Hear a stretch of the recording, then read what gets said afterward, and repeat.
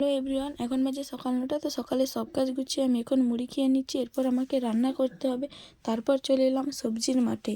তো এটা পুরোটাই আমাদেরই সবজির মাঠ। তো এখানে অনেক রকমের সবজি লাগানো আছে। তো এখান থেকে আজকে শুধু আমি মূলোটাই বাড়িতে নিয়ে যাব, যেহেতু আজকে আমাদের বাড়িতে মূলো রান্না হবে।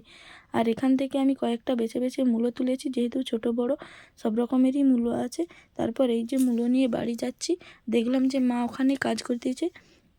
তো মা এটা বাড়ির কাজই করতেছে। আর বাড়িতে এসে আমি সবজিগুলোকে তাড়াতাড়ি করে কেটে নিচ্ছি, যেহেতু অনেকটাই দেরি হয়ে গেছে। তারপর সব কিছু রেডি করে আমি উনুনও জ্বালিয়ে দিয়েছি। তারপর কড়াটা গরম হয়ে গেলে কড়ার মধ্যে তেলও দিয়ে দিয়েছি। তো এই তেলের মধ্যে সয়াবিন আর আলুটাকে ভালো করে লাল করে ভেজে নেব।